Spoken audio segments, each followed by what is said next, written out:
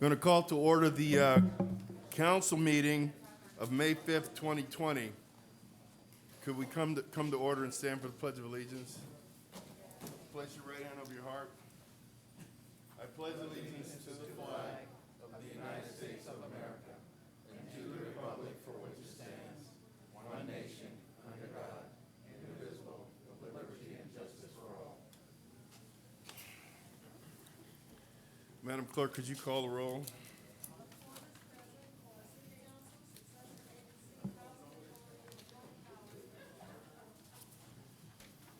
All right. Hold on a second.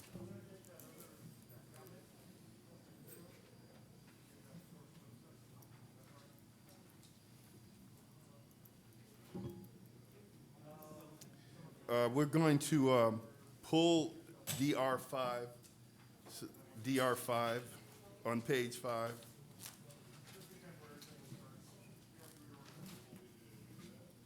And so we won't be taking any public comment on that. Right now, any persons wishing to address the Englewood City Council, Anniversaries, Housing Authority, Joint Powers Authority on any item on today's agenda, except for the public hearings and except for DR5, may do so at this time. Operator, are there any people in the queue?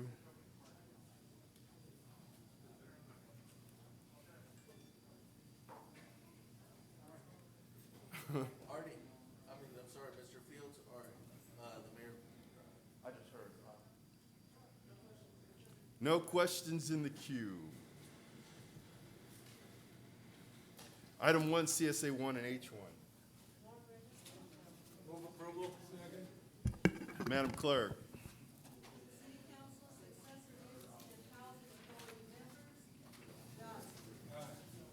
Aye. Aye. Aye. Item 1, CSA 1 and H1. Oh, I'm sorry. Madam Clerk, what's the next scheduled matter? Public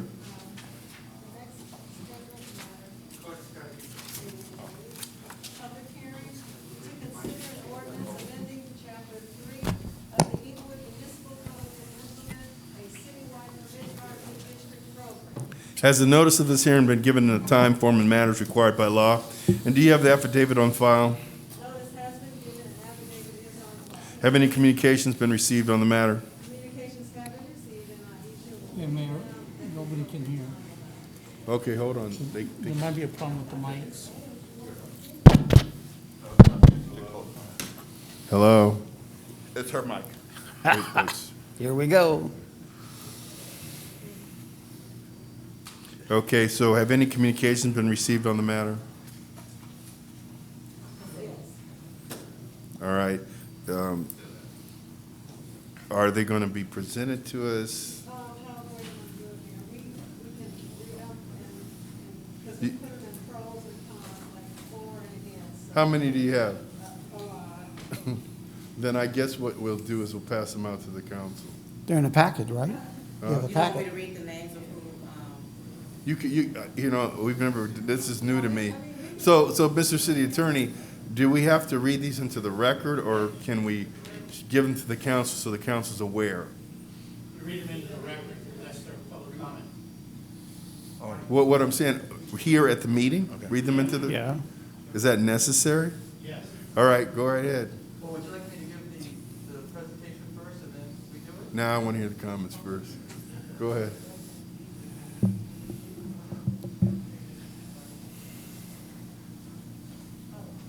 It isn't like, Hey, Louis, she's gonna read from there.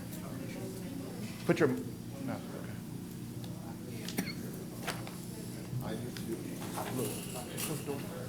okay. Oh, hold on, Mr. City Attorney, under that premise, if there were 5,000 comments, we'd have to read them. Wouldn't it be enough to get the name and whether they're for or against? It depends on how we receive them, Mayor. We put down on our agenda two ways. One was by email, that we were going to accept the comments by email, and the second one was by telephone. The information hasn't been told to me how this information was provided to us.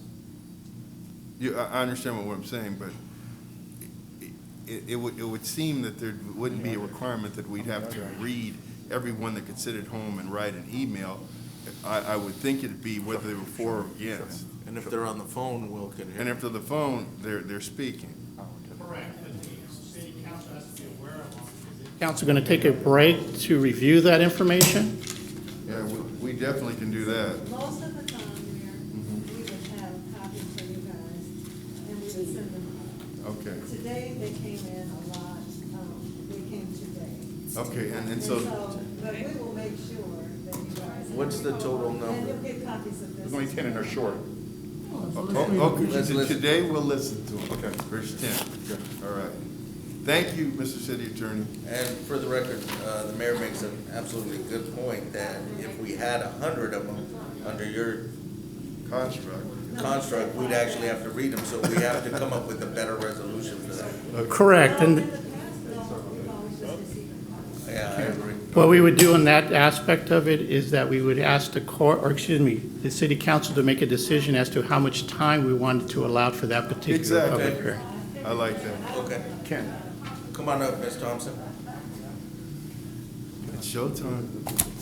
Hello, Mayor, Council. I'm going to read to you into the record those that have submitted comments regarding PH2.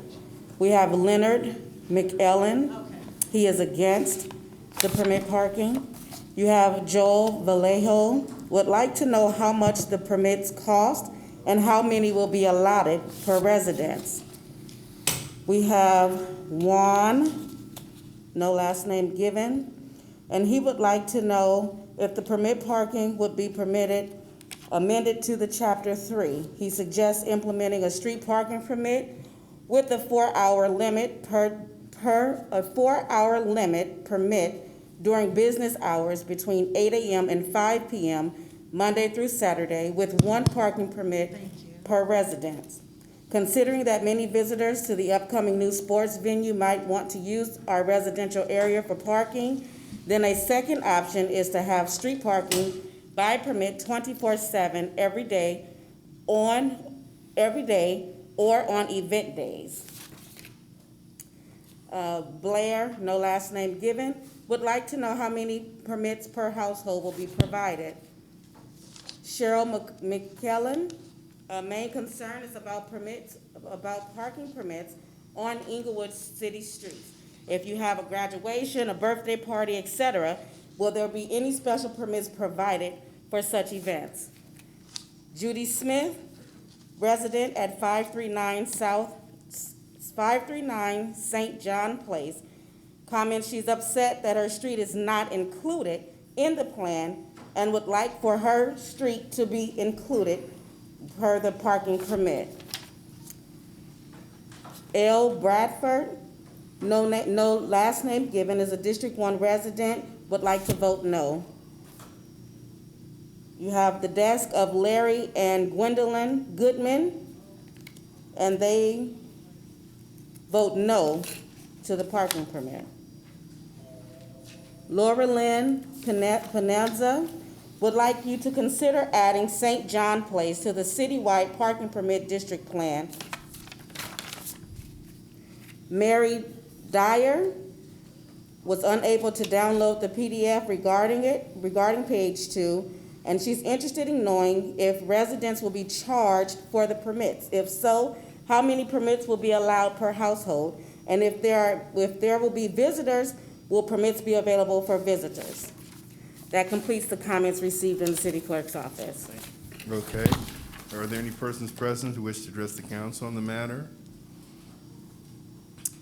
Hearing no comments, public comment portion is now closed. Is there a motion to waive further reading? Oh, there's staff report. That's right. Oh, yeah. Staff report. Good afternoon, Honorable Mayor and members of the City Council. If you don't recognize me, my name is Louis Atwell. Staff recommends that a public hearing be conducted to consider amending Chapter 3 of the Englewood Municipal Code to implement a citywide permit parking districts program. SoFi Stadium is scheduled to open late summer this year and will serve approximately 70,000 patrons. The city has worked to develop a robust off-site parking and shuttle program to help address the parking and transportation needs for the stadium while proactively working to protect the parking needs of surrounding neighborhoods that will be affected by the influx generated from these events. California Vehicle Code Section 22507 authorizes the city to adopt a preferential parking program which prohibits or restricts the parking of vehicles on public streets, and to issue permits to residents, merchants, and their guests, exempting them from parking prohibition or restriction. Furthermore, California Vehicle Code Section 22651N authorizes the city to remove a vehicle that is parked where the city has prohibited parking. These vehicle code sections require the city to place signs or markings giving adequate notice before enforcing any permit, parking prohibition, or restriction, and towing a vehicle for such violation. The proposed ordinance seeks to establish a citywide permit parking program which includes the following updates to the code. Amend the procedure for establishing permit parking. Currently, IMC Section 3-76 requires residents and/or businesses to petition the city to request the establishment of a permit parking district. The Public Works Director is required to study the petition and present the findings and recommendations to the Parking and Traffic Commission. Thereafter, the Commission may recommend the introduction of a permit parking district ordinance to the City Council for adoption. The proposed ordinance, however, to establish or make changes to the permit parking district areas allows city staff and/or the council to make changes to the permit parking areas. And this makes it more efficient and flexible to allow to resolve issues quickly. The permit parking district areas, the proposed ordinance expands the existing permit parking boundaries to better cover the 11 neighborhoods. All residential streets within the city limits will be designated as permit parking and are included in the citywide permit parking program. So all city streets will be in the program. However, with that said, there is a district which will not be enforced or will not be included in the program immediately and will be on more of a case-by-case basis, and that's District 2. 24/7 parking restriction and towaway. IMC Section 3-80 is amended to authorize a full-time permit parking restriction, Monday through Sunday, 24 hours a day, 7 days a week. And citywide permit parking district activation. If the proposed ordinance is adopted, the Public Works Director must install signs and markings giving adequate notice of the 24/7 permit parking restriction and towaway to be placed active in order to activate a permit parking district for enforcement purposes.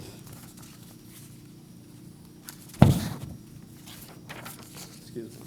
More effective enforcement tools. The proposed ordinance allows for the issuance and enforcement of parking permits through license plate reader technology. The LPR technology allows for license plate on each vehicle to be read quickly and efficiently versus the current process of having hanging tags. The goal is to transition from physical permits to LPR permits to eliminate parking permit misuse and maximize the number of permits that can be reviewed by parking enforcement. And permit issuance, administration, and management. IMC Section 3-78 is amended to direct staff to prepare a chart outlining the various types of parking permits available for residents, business owners, and their guests, including but not limited to daily, monthly, and annual permits, and the maximum allowed per use of permit. The chart shall then be adopted by resolution of the City Council and made part of the master fee schedule. This allows for a quicker implementation of parking permit fees by the City Council resolution. And that concludes my report. Thank you. Mayor, Councilman Morales, any comments? thank you. So thank you to staff, first of all. I know this has been a couple of years of work. I know all of you guys are here. You should be applauded because this wasn't easy. You've also dealt with us individually, and I appreciate that. I know that we are still working through some of the scenarios which may come up. As you know, I belong to a district, we've actually been looking at this even before the stadium need came about. So I appreciate you guys taking the time to really discover what our issues are. That being said, I wanted to put on the record some specific items that I know we've discussed in the past, and I know you're either working on a solution or we've already come up with one to clarify that. And the reason I want to do that is so that it can be brought up during the ordinance, whatever needs to be written into it, you can clarify that. The first one is when you have occasional visits. So one of the issues that I brought up was the fact that this goes with the understanding that special events, you can clock in birthday parties, everything from funerals to special events, and all that is understood. What I am talking about is the occasional visit when you drop by to see like mom, right? Somebody drops by every day to make sure that they're okay. They're probably there for 45 minutes, don't need a full permit. And I brought up the issue with you as to, the level of time that person would be allowed on a daily basis. If we firmly enforce, it would make it difficult for that family to have that adjustment. So I know you were working on something. It's okay if you have not resolved that, but can you make the public feel that that is taken into consideration? Yes, we can look into that, definitely. Well, you said we're working on a solution for it. We're not only going to look into it. Right, well, what I mean is we're gonna resolve it to get a solution. Yeah, there you go. Well, no, you're gonna try, because that sounds impossible. Well, let me here's tell the you good how thing it's apart- possible. I was fine with us agreeing to the resolution, but I don't want to see it as an impossible solution because it's necessary. And the reason is because, for instance, there are some cities, and I brought it up at one of our meetings, where they get 2 hours of, for instance, if a ticket giver comes by a street and there's a vehicle in the middle of the day, and I should say that my expectation would be that this would happen between the times of 9 and 6 or 7 p.m., where if you see a car without a permit, you can give them an hour or two of grace. And the reason that that's important is because, and I'll take my situation personally, and this is why I thought about it. Not for me, obviously, we have permits, but we live with parents where my sisters are constantly checking in on them, and they don't stay very long, but they need to make sure that everything's okay. And if we're going through that, my assumption is that there are families that are going through that. Right. And I have to think that it's equally important for them to be able to stop by. See, many people stop by just to see if their parents woke up. Right. And they don't stay long. So here's what I was thinking, the technology may allow us to input their license plate, and because they're a regular visitor to check on, let's say, the elderly, we could register maybe that vehicle to allow them on a regular basis to come by For a certain amount for of 2 time. hours or something like that. We have great technology, and that's something that, when I say look into it, it's a matter of how we would do it Yeah. and I allow don't for want it. to. I don't want to open the floodgates. That's not my intention here, because our intention in actually doing this ordinance is to make our situation better. So I get everything we're doing, but I definitely wanted to put a scenario like that on the table and make sure that we address it. Going on the technology, something that I know other members have brought up as well is the fact that, the technology allows you to just drive down the street and do that. Currently, and I know you were looking into the availability of, if a house has 4 registered cars, they would be allowed to have 2 on the street at a time and 2 on the driveway. That's It correct. doesn't matter which ones. We're looking into the technology being able to read, and as long as they have 2, if they have 3, the third one would make it beep, and then you would ticket it, right? Correct. So that's something that I know that is a question out there, and I wanted to clarify it on the record that our technology is prepared to do that. Okay? Yeah, so, that's something that, again, we need, I can't speak to the technology itself, but that is the goal, is to register, a certain number of vehicles and allow only 2 on the street, but it doesn't, at any one time.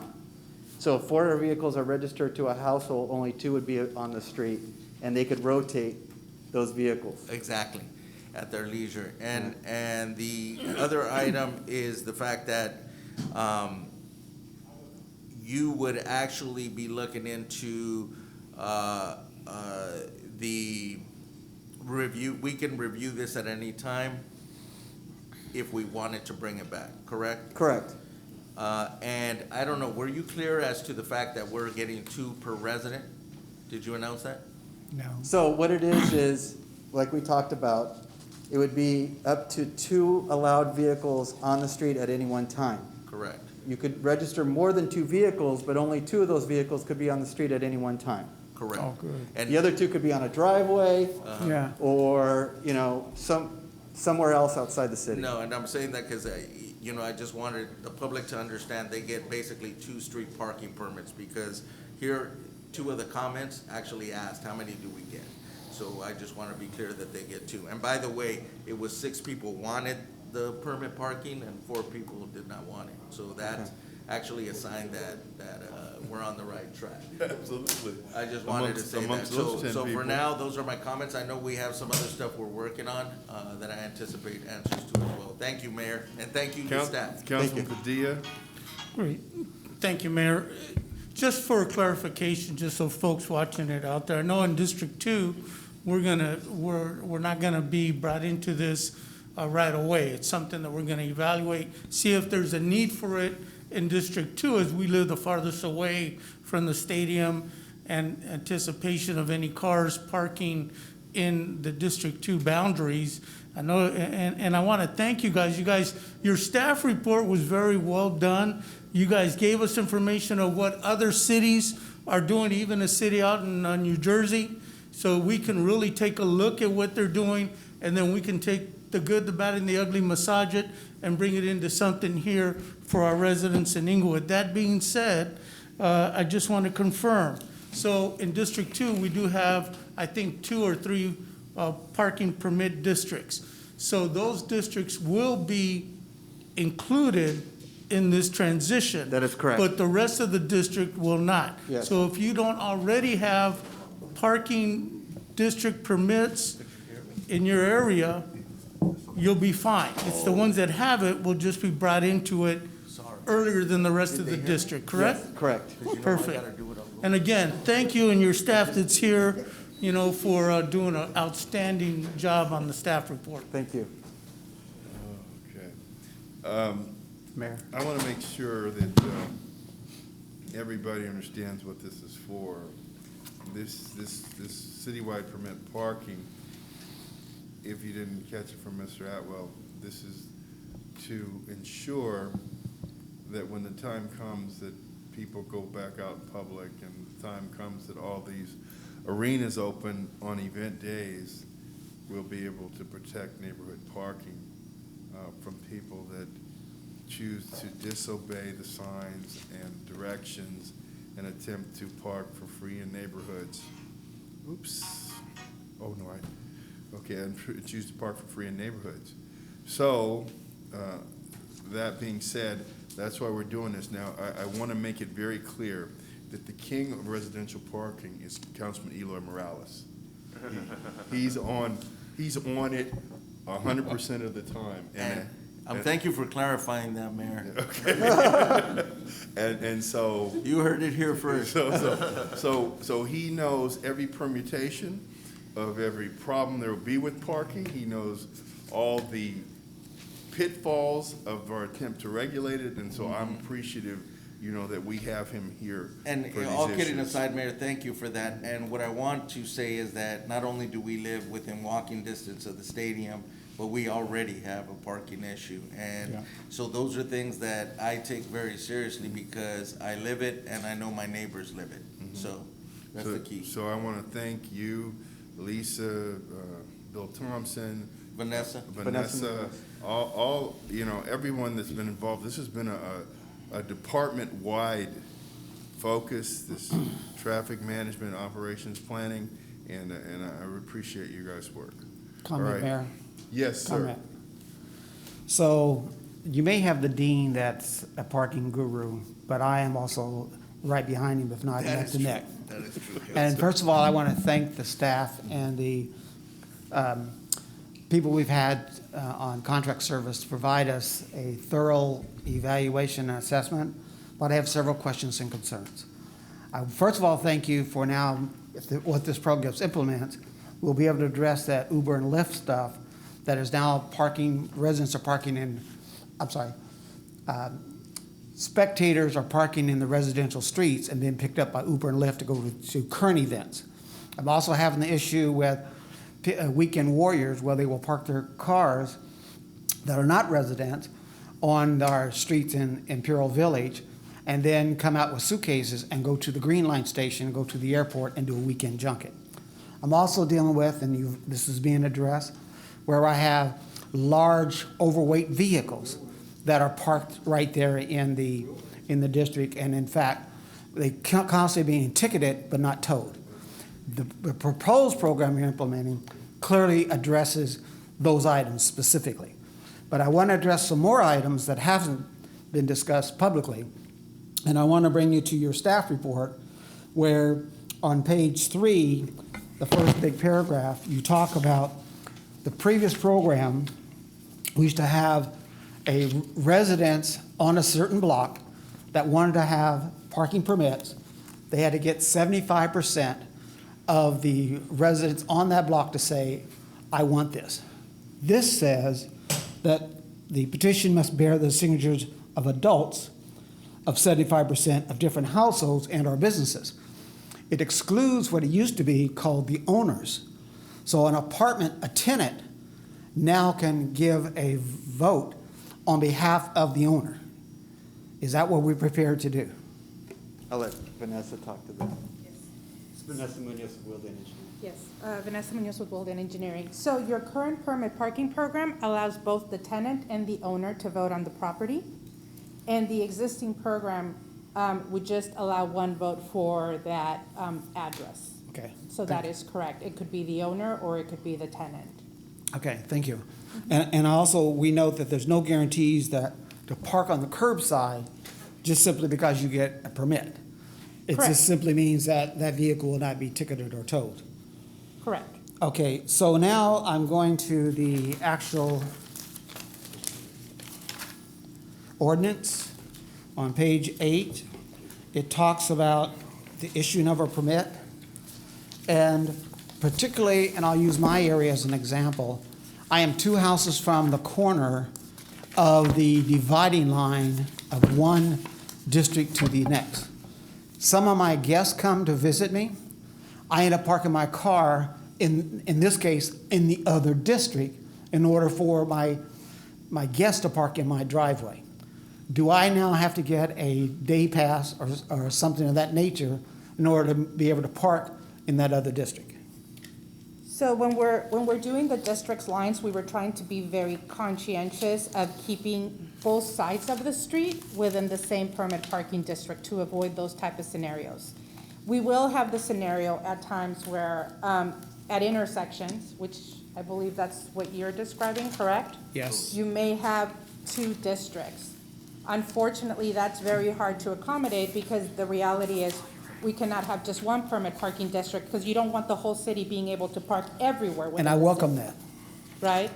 So there are going to be some instances where a resident has a house in a corner and they have their main street, both sides of that street available to them, but no longer around the corner.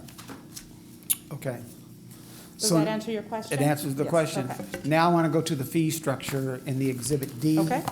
That's been Yes. identified.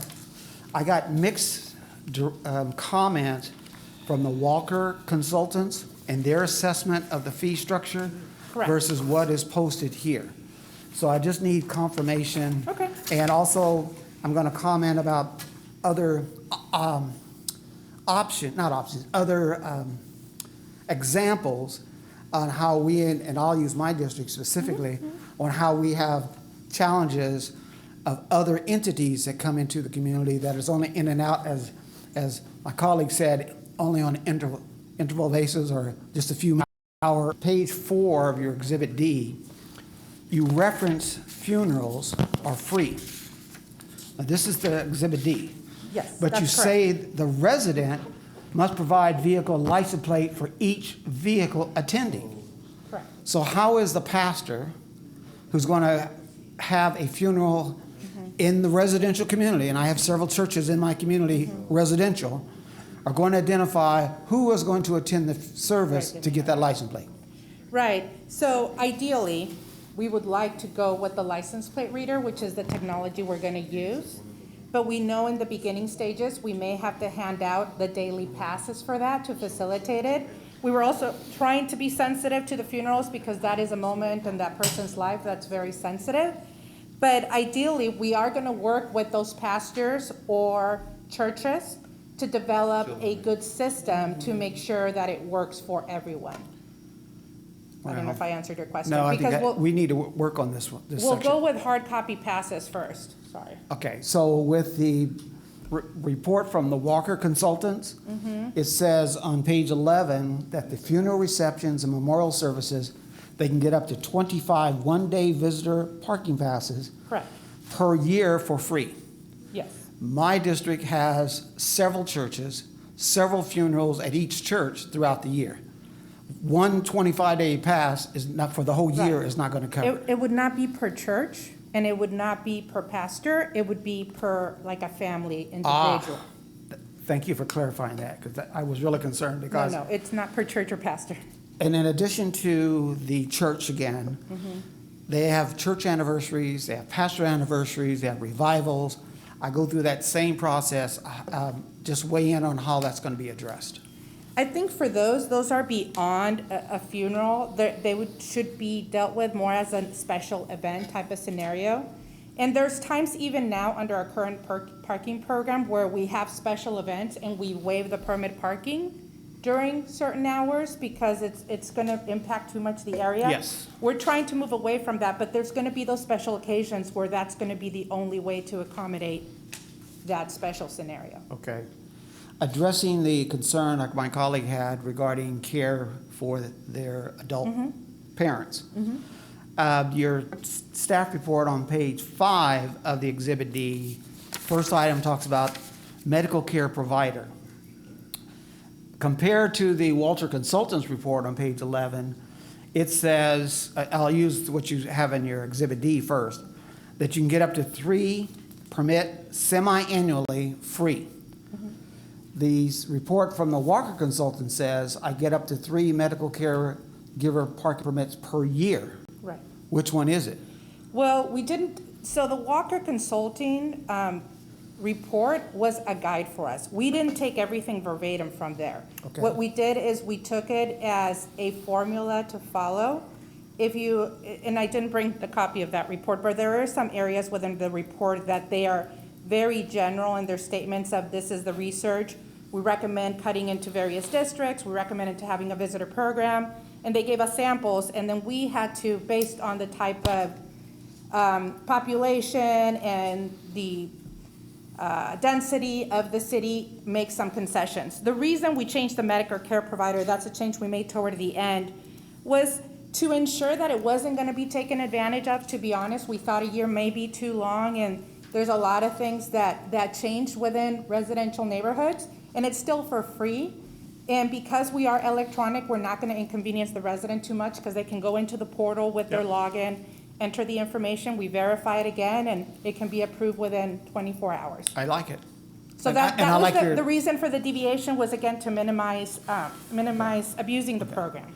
So I have 2 other areas I want to cover. I mean, and they all fall under fees and permits. Okay? Staying with your page 5 of your Exhibit D, the last item on there addresses contractors and construction workers for active projects. $100 for it. I'm concerned that that value may be too high when I like the consultant's recommendation of $50 because in my opinion, the $100 is going to be shifted to the resident to pay. Right, it will be part of the bid. You are correct. So consider that. Okay. And then my last item has to deal with my daily, weekly issues.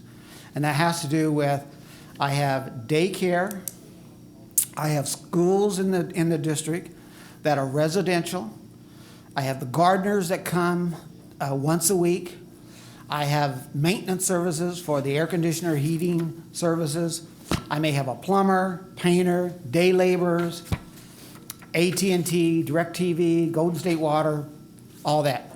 how they were being addressed in your fee structure and/or permit process. I don't see that. So they can be considered, I would not put them under contractors, because contractors for construction. I would consider them mostly under, you mentioned one that, I think the gardener especially because that can be weekly, bi-weekly, or, you know, that could be some type of in-home service. Yes. Just like your maid or your nanny as part of that one permit. But they can also be part of the visitor permit. And we Okay. can look into it So further. I just and want to add look a- into it. And add a different service Because I want to category if stress, needed. particularly with schools, This is hard to do. with schools, I actually have the parents drop off the little Johnnies, and then they got to, twice a day, they drop them off and pick them up. I had the daycare that does the same thing. But then also, they have they have events. For example, the daycare actually has graduations in the summer. I want you to look into that. And then also, like you said, weigh in on my other items regarding me having a person come like a day laborer to paint, plumber work, I'm a contractor, but not construction. So if you look into those, I'll appreciate it. And those are my comments for this report. Councilman Franklin, thank you very much. I just wanted to mention that, you know, as we discussed earlier from Councilman Morales, there will be people coming by the home on, you know, on certain times of the day for a couple hours. Those license plates can be registered as somebody who comes in to assist, and it may be a landscaper. Golden State Water would be exempt because we know that they service the water meters in the areas. But we can register those vehicles because if a gardener comes in once a week or once every couple of weeks, they can put that license plate in there as a visitor. And just be mindful, the gardeners go from one, in our example I see in the report, this gardener of mine specifically goes into multiple districts just in my area alone. Sure. So once he gets registered, then it could go from one location to the next? Not necessarily, no. They have to stay within that zone. So each parking area zone is identified. And so if they go to a different area, an outside area, they have to be, whoever's home that is, has to make sure that they're registered within that area. Okay, so, okay, I understand the comment. Thank you, Mayor. Just one You're thing, Mayor. welcome, Councilman Dodson. I'm mostly concerned with two things. One, if somebody has a party or kids have a graduation, whatever, how do we cover that particular situation? And two, like you was telling Councilman Franklin,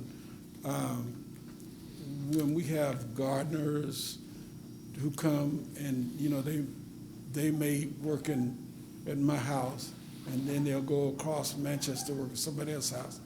Now, who would be responsible to get that permit? The homeowners, the gardeners, or who? Right, okay, so to answer your first question, for a birthday party, it would be a special event permit. Okay, so they would register that particular day as a special event, okay? And they would input the license plates for those cars that are attending. And that's the way it works in other cities as well.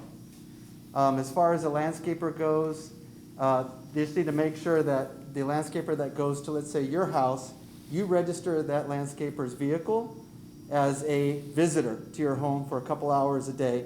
If they leave that area and they go to another home, that other home needs to make sure that they registered it as well. Okay. All right, thank you very much. You're welcome. Mayor, if I could just clarify, Councilman Morales? thank you. Just to address all of that, I think we're on the same page for the occasional visitor.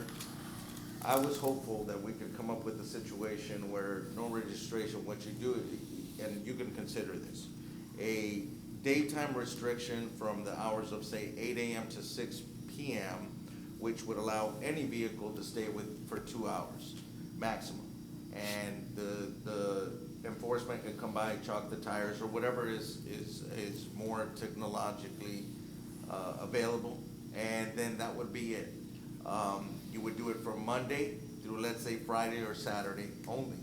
And that would give us the Sunday for the NFL, and it would be only during the hours of 8 and 6, which would allow the residents to enjoy what we're trying to do, their parking, after they get home from work. So I just wanted to put that out there as a possibility, Okay. because we all have that occasional concern. The only issue that I see is the stadium's not only gonna have football events. They're gonna have other events during the day, during the week, and. Monday night football, Thursday night football? Well, not only that, they're gonna have other events. They could have a car show, they could have, and maybe somebody just wants to go for a couple hours. So during those days, like we said, 2 hours is something I threw out there. It could be one. If someone parks in my neighborhood and they have 1 hour to park there, it's gonna take them 25 minutes to walk to the stadium. They have to turn right back. Okay, they're not gonna do it very often. So what I'm saying is that those are possibilities that we need to look into. Sure, understood. And be mindful also, Councilman, I've also had the experience of dealing with 24-hour daycare service, home care service, so, and there's a rotation of the Doesn't that go caregivers. far towards medical? Yes, it does. What's it, medical, I mean, Right, everybody you're agrees allowed- that's necessary. Exactly, you. you're allowed to register the medical. Okay. Thank you, Mayor. Think we've exhausted that one. Okay. Mayor, I move a motion to waive further reading. Second, Madam Clerk? Council members, Dodson, Aye. Padilla, Aye. Morales, aye. Franklin, Aye. Mayor Buds. Aye, I'll introduce the ordinance. Madam Clerk, what's the next scheduled matter? That was it, Mayor. The No. First one is, Oh, okay. Continue to, Yeah, well, yeah, PH one was continued to May 19th, 2020 at 2 PM. right. And that's a public hearing to consider an ordinance amending the Englewood Muni Code to establish policies for short-term rentals. We're gonna take the consent calendar, items 2 through 8. So move. Second. Madam Clerk? Council members, Dodson, Aye. Padilla. Aye. Morales. Aye. Franklin. Aye. Mayor Buds. Aye. DR1? Staff report recommending adoption of a resolution authorizing the issuance of taxable pension obligation bonds. Is there a staff report? Yes, Ms. Sharon Koike, Assistant Vice Director, will give the staff report. Good afternoon, Mayor and members of the City Council. This is a resolution to adopt a resolution authorizing the issuance of taxable pension obligation bonds in 2020, to approve the form and authorize the execution and delivery of a second supplemental trust agreement, a bond purchase agreement, and continuing disclosure certificate, and to approve the form and authorize the distribution of a preliminary official statement, the execution and delivery of a final official statement, and any other matters directly related to the issuance of the 2020 bonds. The city provides a pension program to the employees per the Public Employees Retirement Law. The city currently has an unfunded liability. Can I take this off? No? Okay. The city currently has an unfunded liability of approximately $287 million, and that's in the last recent report last year from CalPERS. The city has the ability to finance that unfunded liability by either using a financing program from CalPERS, to issue taxable pension obligation bonds, or to pay it in your annual operating budget. In 2005, the city did do pension obligation bonds, and that purpose of that issuance was to pay what the city had at that time as an unfunded liability. And I just want to make note, in 2005, the city did make money on those bonds. The city did not lose money on that pension obligation bond. When PERS changed the assumptions and how they were estimating and doing actuarials, then everybody across the board got a new unfunded liability. In 2017, the city did a taxable pension obligation bond to refinance the debt service payments from the 2005 bonds, and also to reimburse the city for certain pension expenses that were incurred in fiscal 17 and 18. At the current time, city's been watching this, and the city feels it's in the city's best interest at this time to do another taxable pension obligation bond to amortize a portion of the unfunded liability. When the city did the 2017 debt issuance, there was a provision that was put in the documents that basically enabled the city to have a stronger credit rating and to get bond insurance. And what this was it's referred to as the additional bonds test. And what it does is it documented that the city is using the pension tax override, the ad valorem tax, to support these bond payments. At this time, the city, it's referred to additional bonds test, which also requires the city to show annually that we can provide certain debt coverage. So basically, the amount that we're proposing to issue at this time is considered senior lien debt, and it is supported by the city's pension tax override. Right now, that value, the maximum that we can issue under this is about $100 million. And by issuing the 2020 pension tax bonds, reducing the unfunded liability by about $100 million will save us about $7.3 million on an annual basis. And that will grow, that'll be greater each year to the end of, I guess, the period that PERS has provided an amortized table to us. Okay? Are there any council questions? Let me, you did an excellent job, but let me make it even simpler. PERS, the retirement system that most cities in California enroll their employees in, they provide pensions. And what they do is, on a biannual basis, every 2 years, they reassess the monies that they have in their portfolio against what the totality of obligations they would have if everyone that's working ended up retiring in the plans that they're in, and based upon the mortality tables for everyone that is retired, how long they're expected to live. That's a dollar amount. And when PERS does not have the entirety of that dollar amount in their portfolio, they call that an unfunded liability. Correct. They amortize that city by city based upon the pay of the employees, the plans that they're in, and how many retirees that they have out in the world. And that's how they come up with that number. Now, that number is theoretical. It assumes that if the city went out of business and everybody that was due a retirement retired right now, and everyone that is retired lived to the age they were expected to live, this is how much money it would take to meet those obligations. The reality, this is a dynamic situation, and it changes from time to time. Another thing that impacts that unfunded liability is if there's a decline in the stock market and the investments that PERS has lose value or gain value. If they gain value, that unfunded liability is reduced, and every 2 years it would show a reduction. In fact, that happened back in the superheated years of the stock market. When the stock market went through the roof, they had what was called a pension holiday. The cities did not have to pay because PERS had enough money in the bank to pay all the obligations if everything shut down right now. Well, that's super funding. That hasn't happened since then.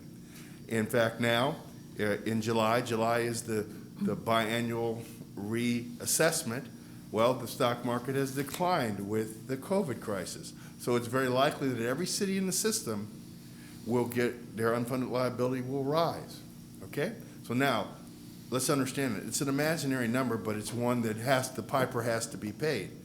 Now, PERS charges every city at a 7% rate for that unfunded liability, treated just as if it was an investment. If they had the money in the bank, it would be invested, and their expectation is that they receive 7%. Now, if you had a house and you had a high interest loan, and then things came around economically and the banks were offering lower interest loans, then you would refinance your house and you would pay the lower house payment. And so this is what's happening right here. What we're doing is substituting a lower interest debt for a higher interest one. And so in this scenario, basically what we're doing is, as Sharon said, we'll be saving $7 million a year on our payment. That's a smart thing to do. Now, this is the same thing we were criticized in the paper for a couple years ago, where we were able to put cash in the bank that we are using right now so that we don't have to lay off people in this crisis. So this is just what smart people do. So if anyone thinks that, oh, well, why are they getting in debt? You're not getting in debt. You're substituting lower interest debt for higher interest debt, and you're saving payments in the process. So I want to make that clear. This is not adding to the debt profile of the city. And because we have such a good bond rating, we're able to get these lower interest rates, where other cities are not able to avail themselves of this. And so this is just a smart business move, and it is paid for by the pension obligation levy that we have had authorized in the city since 1944. So there's no new payments for residents. All that happens is we have more money and cash flow to provide services. All right, so I wanted to make that clear. Are there any other council questions? Okay. Move for adoption. Second. Madam Clerk, I'm sorry, Mayor. I Council move items members. 1, 2, and 3. Dodson? Aye. I'll I second had a it. second. I had Franklin and then Morales. Okay, I all said right. that instead of move items 1, 2, and 3. Okay, and who seconded that? I did. I had Morales. Morales, okay. Council members Dodson, Aye. Padilla, Aye. Morales, Aye. Franklin, Aye. Mayor Buds. Aye. So, let's see. That's DR1. DR2.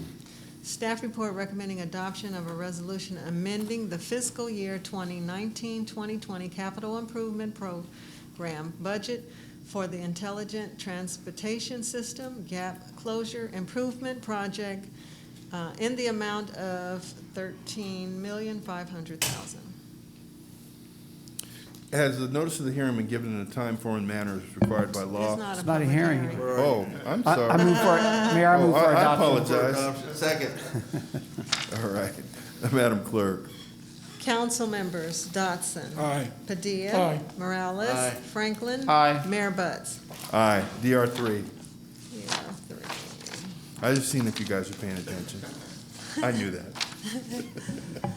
Staff report recommending award of a contract and approval of an agreement with Crosstown Electrical and Data to order and store materials in Intelligent Traffic System Gap Closure Improvement Project Material Procurement per bid number CB 20-04. Move approval. Second. Madam Clerk.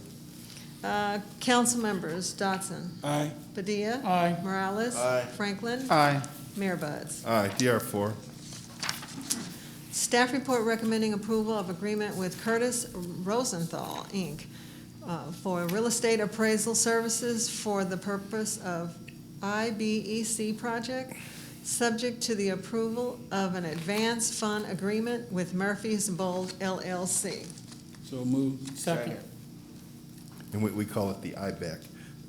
Madam Clerk. Council members Dodson, Aye. Padilla, Aye. Morales, Aye. Franklin, Aye. Mayor Buds. Aye. A1. Thank you, Mayor. No other reports from the city attorney. CM1. Thank you, Mayor. No oral reports from the City Manager's Office. CC1. Thank you, Mayor. I just wanted to send out my condolences to the family of Willie Agee. What a wonderful person and a wonderful life he had. And also for Bill Widener, who passed away as well. The same- Huh? Wow, Bill? Yeah. Wild Bill, yeah. Same week for pneumonia. So I know, Mayor, you'll do your thing, but I just wanted to send my condolences to the families. Thank Okay. you. CT1. Monthly Treasurers Report for the month ending January 31st, 2020. Receive and file CT2. All reports to the city treasurer.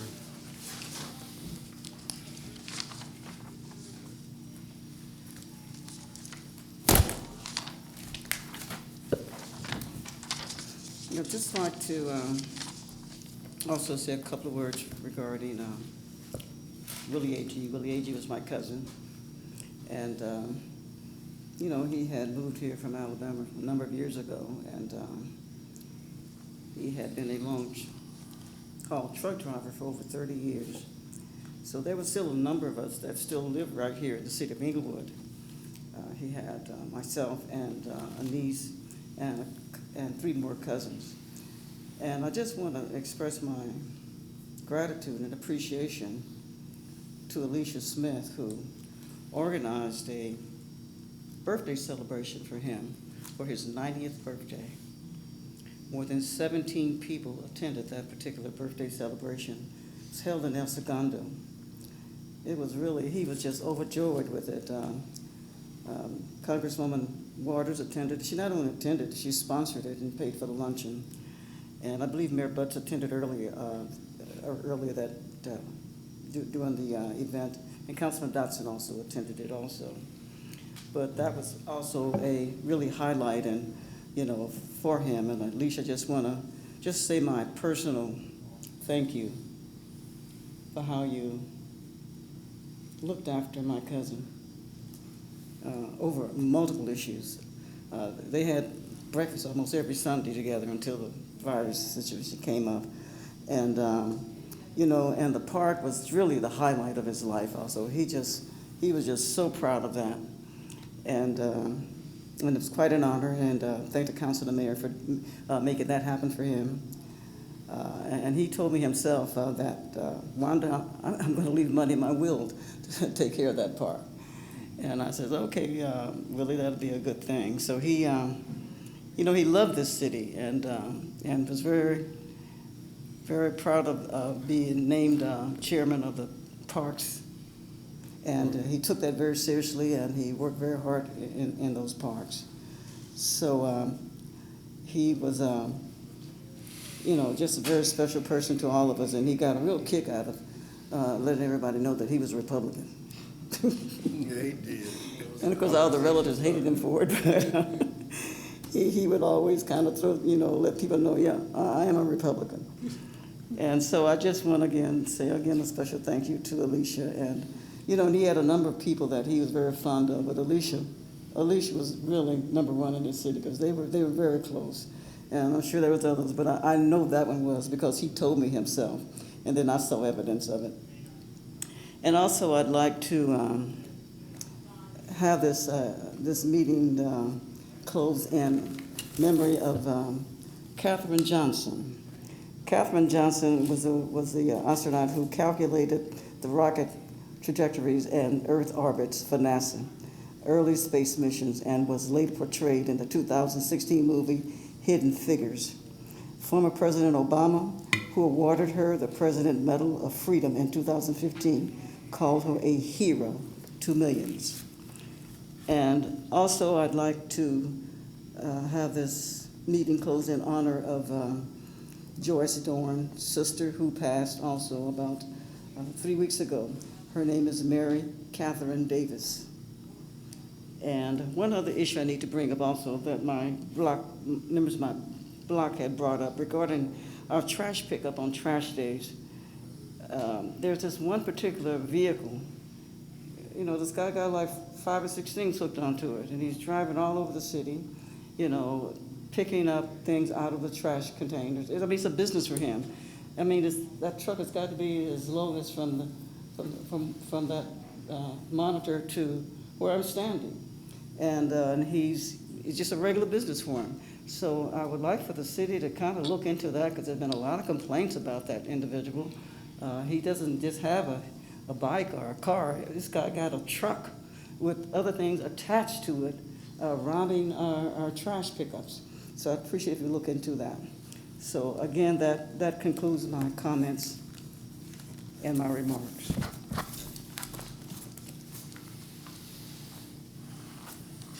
Cap, you copy now? Yes. All right. So consider that done. Okay, so now, CSA. Oh, no, that's sorry, later. sorry. Yeah. I was just saying if you were paying. I know. I got it. CSA 2, Monthly Treasurers Report for the month ending January 31st, 2020. receive and file. Adjourn to successor agency H2, Monthly Treasurers Report for the month ending January 31st, 2020. receive and file. Adjourn to Housing Authority. The JPA is in session, JPA 1. Monthly Treasurers Report for the month ending January 31st, 2020. Receive and file. Adjourn the JPA. There are no appointments to boards, commissions, and other committees. Public comment. Any persons wishing to address City Council on any matter connected with city business not elsewhere considered on the agenda may do so at this time. Operator, are there any persons in the queue?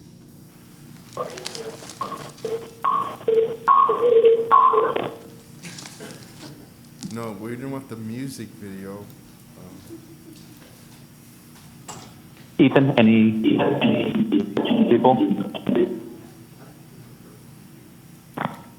At this time, I don't see anybody in queue, but as a reminder, press pound 2, you will enter the question queue.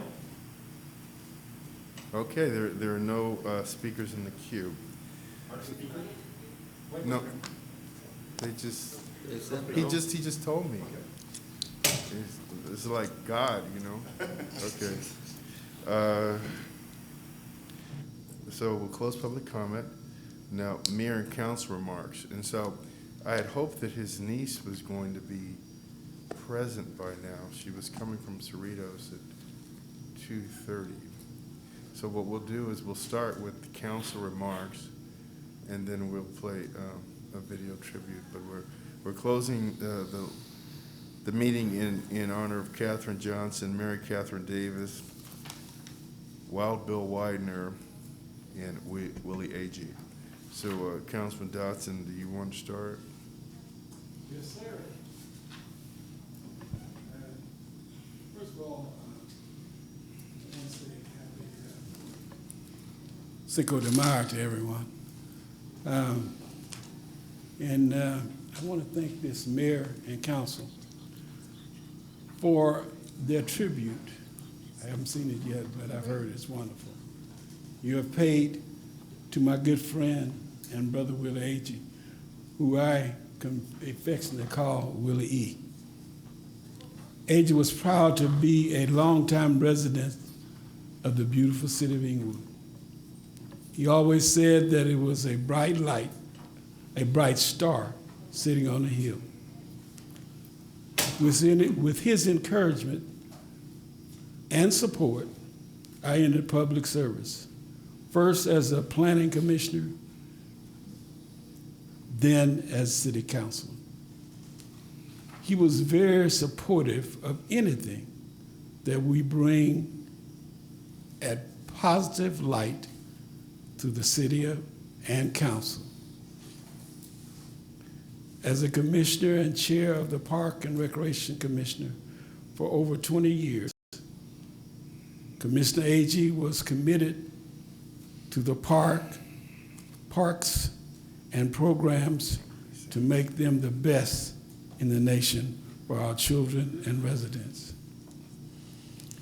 He will always be remembered for sitting in his chair, front row seat, listening before getting up to fight for what he believed would make the city a better place to live. The last time I spoke to Willie E. was on my wife's birthday.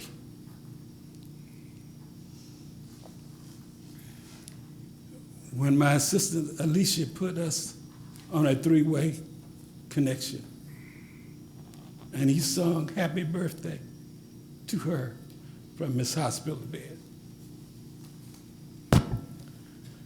Thank you, my brother. I will truly miss you. And that's my remarks. Councilman Padilla. Thank you, Mayor. Before I go on to Willie Agee, I do want to also give my condolences to the family for Wild Bill. Again, another person who used to always come to these council meetings, so may his soul rest in peace. I would also ask you to close in the name of a good friend of mine, longtime Inglewood resident, Rosa Navarro. Her son Danny works down in the print room, and Mrs. Navarro, Senora Navarro, as we refer to her, lived here in Inglewood for many, many years. When Stella and I got married, she made all the dresses for the wedding, and she did that for so many weddings and quinceañeras. Anybody that needed something done, a seamstress, Ms. Senora Navarro was there for the community. And so please, I'd ask you to close in her memory, Senora Rosa Navarro. All right. Now, Willie Agee. You know, every time we spoke, we greeted each other with a hug, and it was my brother from another mother. And that's the way we always started our conversations. You You know, I have nothing but respect for Willie Agee. He not only served on the commission for many, many years, but he was a Korean War hero. And he was very proud of wearing the medallion around his neck. And if you see any photos of Willie Agee in the recent past, he'll be wearing that medallion. That's something that every day he put that on with pride, with honor, and with respect. I just jammed it right now. If you get a chance, another commissioner, Terry Johnson, did a video. Coleman. Coleman, I'm sorry, Terry Coleman. I got another friend named Terry Johnson. Terry Coleman, a commissioner on our traffic commission, put together a video in memory of Willie Agee.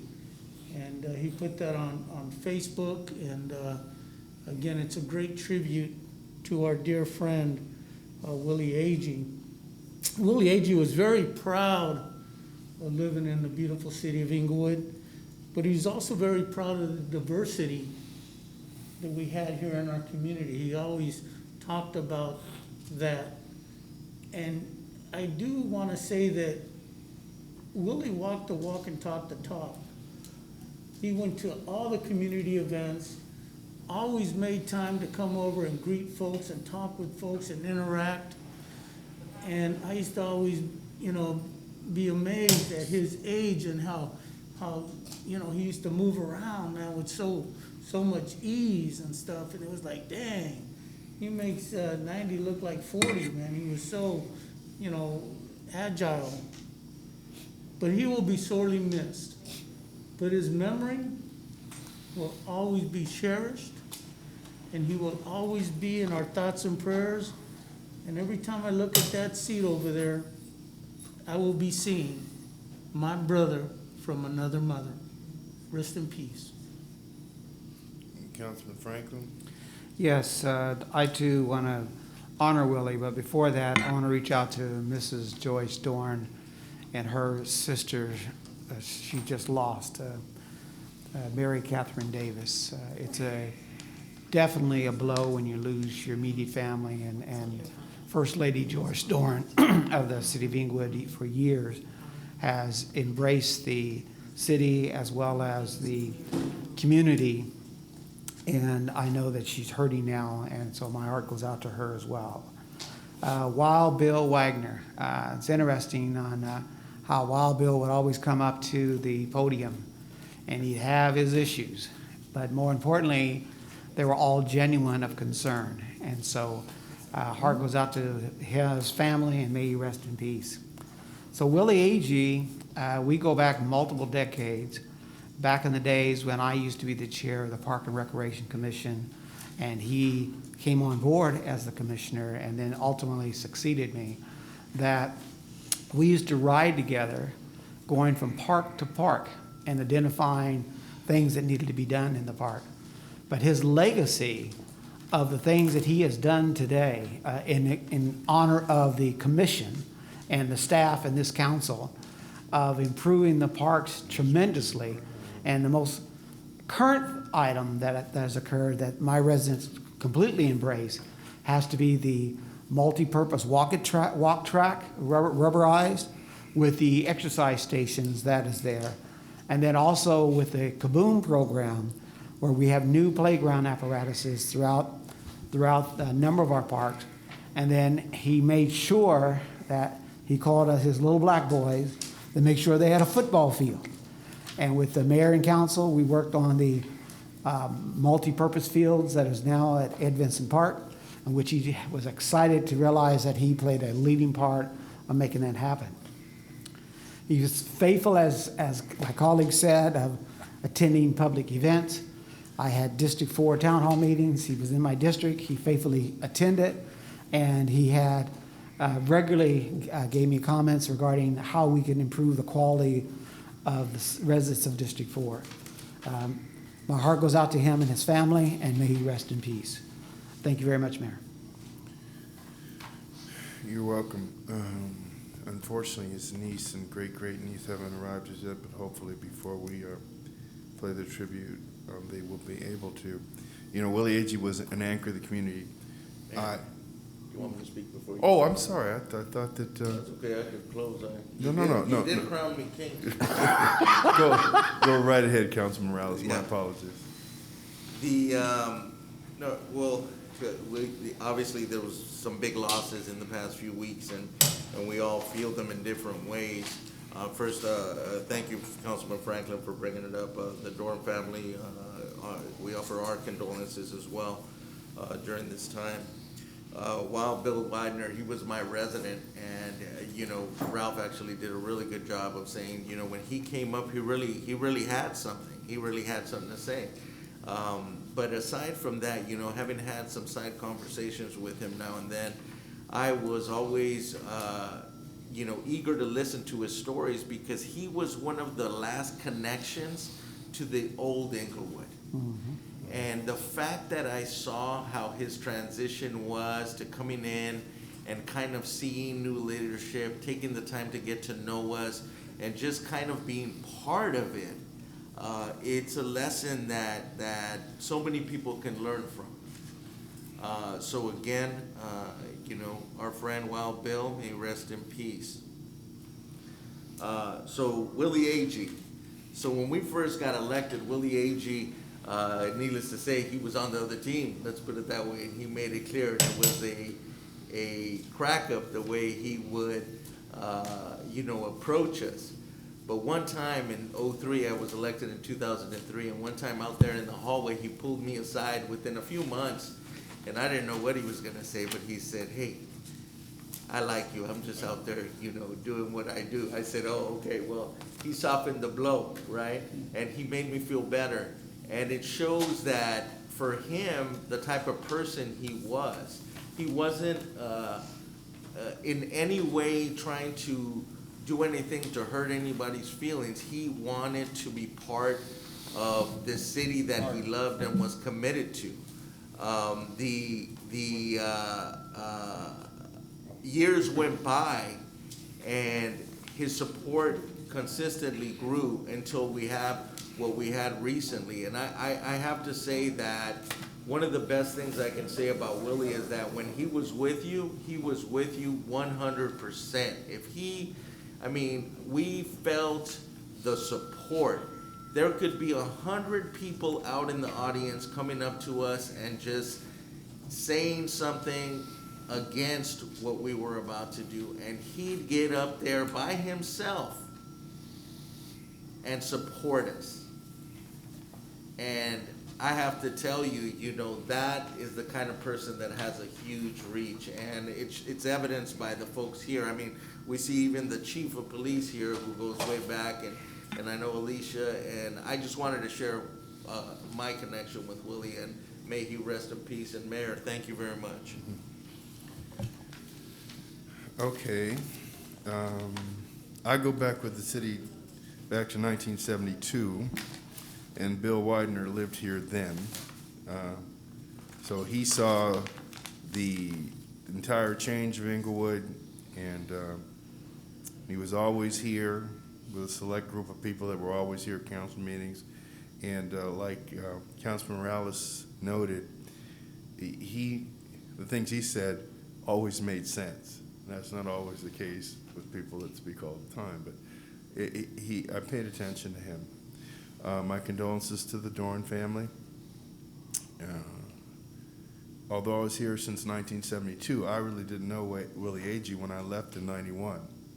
I first met him in 2010 when I ran for office, and he came to my campaign headquarters on Century Boulevard.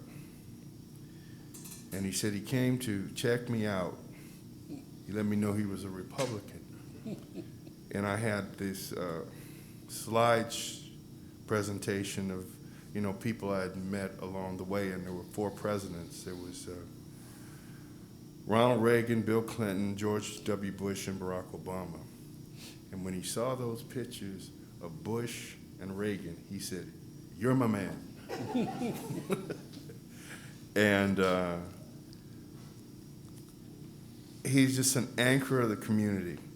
He was one of the most opinionated persons I've ever met in my life. There was no doubt about where Willie Agee stood, right, wrong, or indifferent, on any issue at any time. He got here at 1:30 in the afternoon for council meetings, every council meeting. When they were at 7 o'clock, he was here at between 6 and 6:30, and he was always sitting in that seat. He'd get here first. I just want to go over some things, just make sure this goes in this record. Willie Agee was a combat veteran of the Korean War. He was in attendance at every event that I was. We thought of him as the shadow mayor. He supported veterans. He was at every function at the Veterans Facility on Hendry. For the past 26 years, he was a member of the Parks and Rec Commission. 13 of those years, he served as chairman.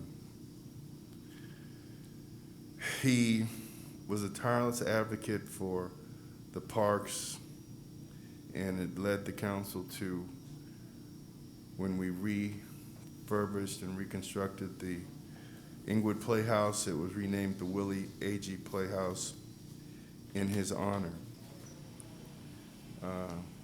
I'm declaring now officially he will be forever known as the honorary mayor of the city of Englewood. On behalf of the council, I offer my deepest condolences to his family and his friends. He was a local hero, and he will definitely be missed.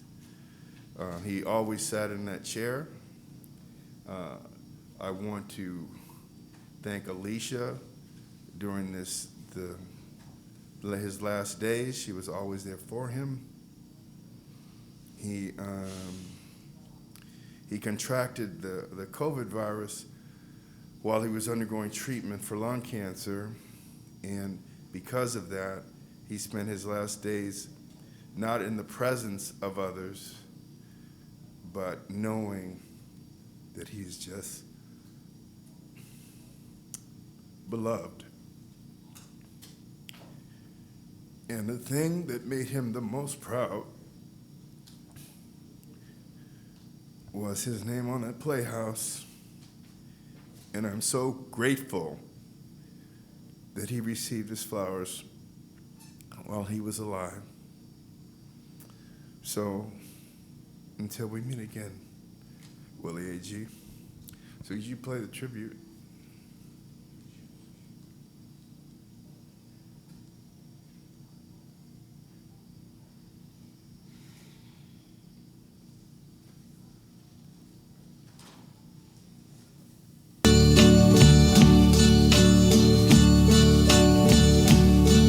And now the end is near, and so I face the final curtain. My friend, I'll say it clear, I'll state my case, of which I'm certain. I've lived a life that's full. I traveled each and every highway, and more, much more than this, I did it my way. Regrets, I've had a few, but then again, too few to mention. I did what I had to do, and saw it through without exemption. I planned each charted course, each careful step along the byway. More, much more than this, I did it my way. Yes, there were times, I'm sure you knew, when I bit off more than I could chew. But through it all, when there was doubt, I ate it up and spit it out. I faced it all, and I stood tall, and did it my way. I've loved. The first piece of history we're going to commemorate is this building. We're going to put a cornerstone on it, and it's going to be named the Willie Agee Inglewood Playhouse. Can you guys even come close to thinking how I feel right now? Thank God for this place, and I hope you live forever. Thank you, people, for coming. Mayor, I'll never forget you and this council as long as I live. Thank you. Oh, no, not me. I did it my way. For what is a man? What has he got? If not himself, then he has not to say the things he truly feels, and not the words of one who kneels. The record shows I took the blows and did it my way.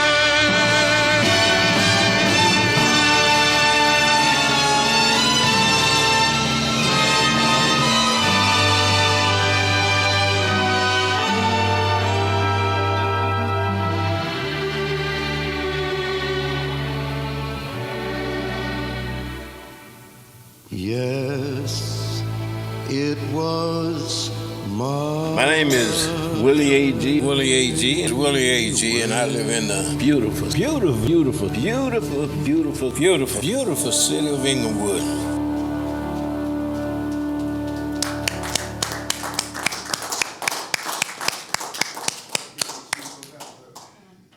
Alicia, you have the last word.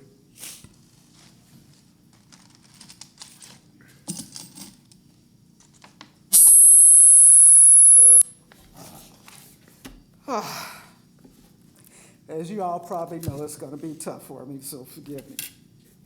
Good afternoon, Council. I want to thank Thomas Bunn for his hard work and patience for putting together this beautiful picture collage tribute to Willie Agee. My name is Alicia Smith, and I live in the beautiful city of Englewood. I want to speak to you today about my friend Willie Earl Agee. Willie called me Lily. I've known Willie for over 10 years. He and I were neighbors at one time. He is the reason that I started working for the city. Every Sunday for the past 8 years, we had breakfast together, cruised the parks, and fed the squirrels. He was one of my best friends, even though we didn't agree politically. He loved to talk politics and to get an argument going, trying to win you over to his side.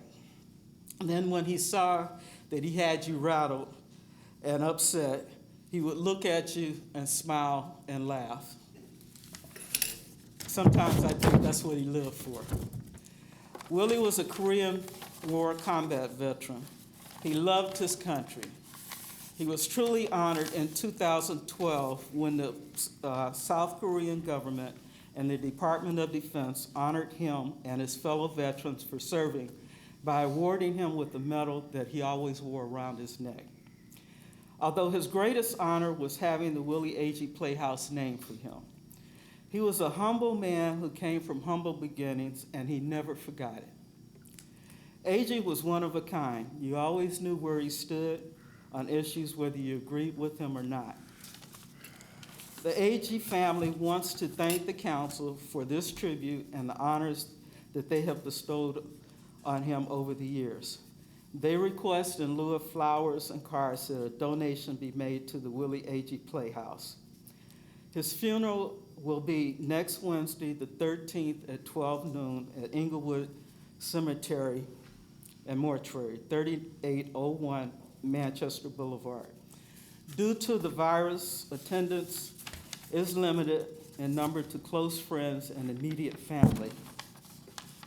In the end, I want to say, Willie A.G. loved this country, the city of Englewood, family and friends, and his Mimi.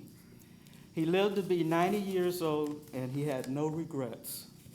Rest in peace, my buddy, Lily. Okay, and so, another thing I was happy that, he always would refer to Englewood to one day be the shining city on the hill. And he lived to see that day come. And with that, we are adjourned. Thank you.